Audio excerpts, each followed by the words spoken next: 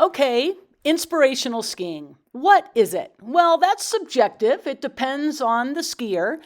For this video, I'd like to share with you how I view inspirational skiing. Now, inspirational skiing can occur in the moguls, in the powder, on a race course, in the park. It can occur anywhere.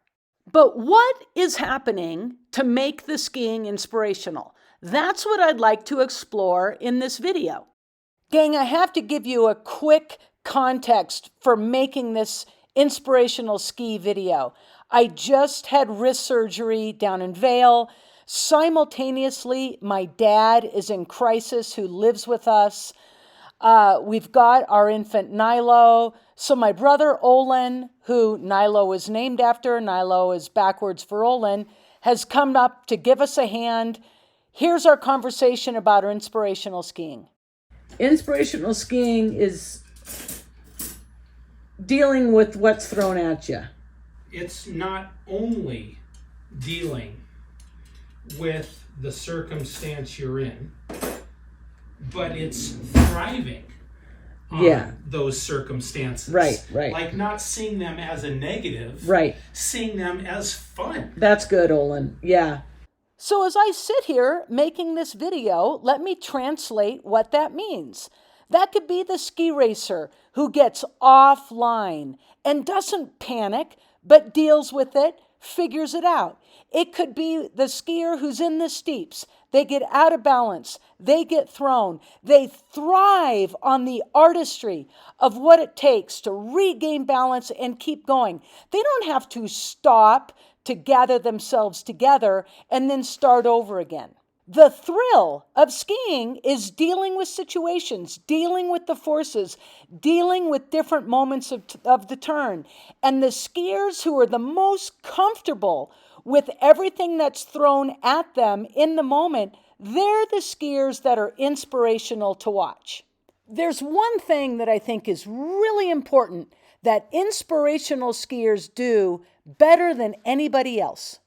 It's the ability to realign from the end of one turn to the beginning of the new turn, to recenter so that we can start the new turn in balance.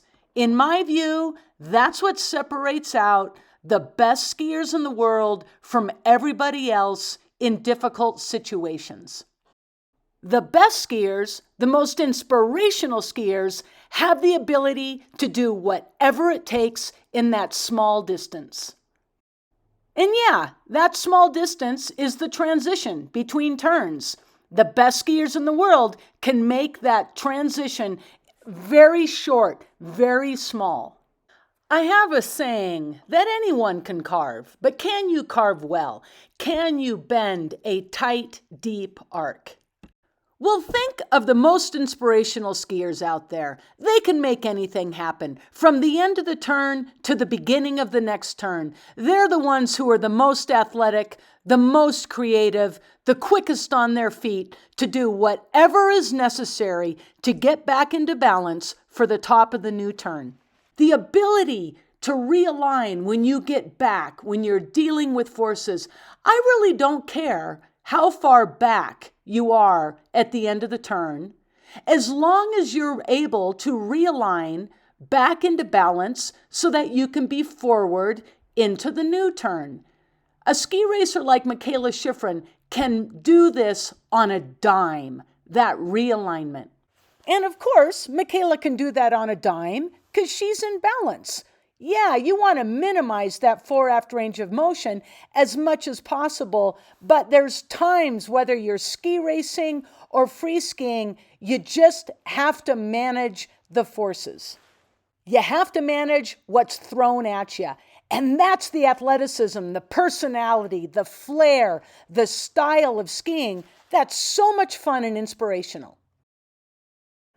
So what's happening to get back into the balance from the end of one turn to the next? It could be a step. It could be retracting the legs. It could be pulling feet behind you. It could be crossing the center of mass over the skis. It could be a combination of all of those things. So in what type of skiing does this realignment occur? It should occur in all types of skiing, in moguls, in the powder, in ski racing, when we're free skiing. However, there are situations when we ski where we can get away with not realigning. That would be when we're not taxed, when we're in very easy situations. We're able to ski out of balance and get away with it. The reason I like visuals of ski racers to talk about inspirational skiing is because success for them is based on finishing the course and finishing fast. The racers who can deal with the forces, who can deal with getting thrown out of balance, who can deal with all situations and realign for the top of the turn are the racers who are going to be the most successful, are the racers who will be the fastest. And I'm not saying for inspirational skiing, you have to be fast, but these ski racers demonstrate realigning, as well as any skiers on the planet, in my view. They offer a great example.